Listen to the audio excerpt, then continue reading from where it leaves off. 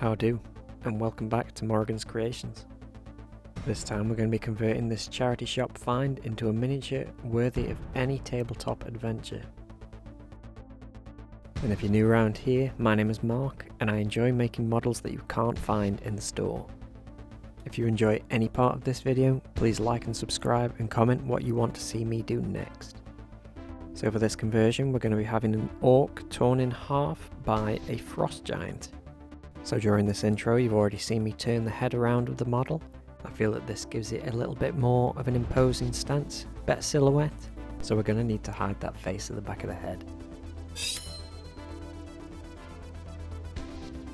To do this I'm just using my Stanley blade to cut off some of the major details, and any decent parts are going to be saved in my bits box, like this lower jaw. Now it's time to remove those turdicles off the side of his head. These are going to be replaced with some animal bits from the Citadel skull kit. Now it's time to hide the rest of the face using some green stuff. This is a 2-part epoxy. It mixed together equal parts of blue and yellow to make green. We're going to use a small amount just to put on the top of the head, and then we're going to use a toothpick just to blend it in with the rest of the texture.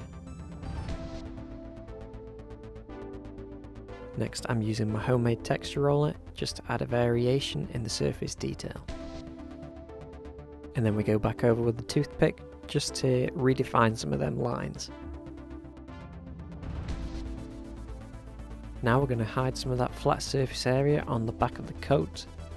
And to do this I'm using the toothpick again to make a bit of a pelt texture.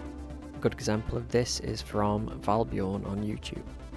To prevent the green stuff from sticking to my cutting mat, I first added a layer of water and began to cut out the shape of the new loincloth.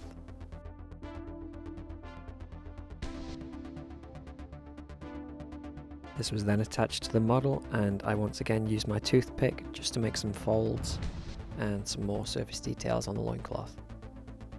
Then I used a pair of tweezers just to distress the very bottom of it to add some nice little rips.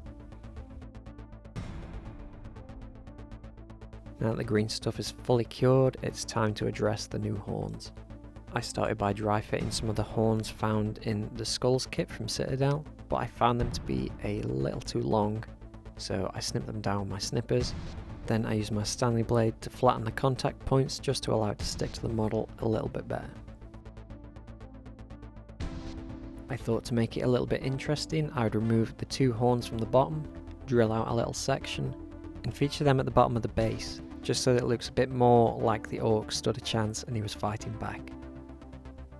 Finally I cut off the hand and fixed it back at a better angle. Speaking of which, let's get started on this base. I first coated it in a layer of my homemade Sterling mud.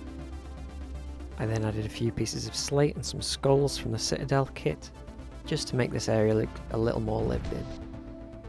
And after doing a final test fit of my model, changing his position slightly, it was time to paint.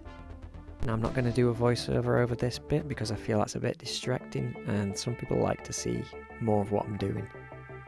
So we're just going to do a little painting montage.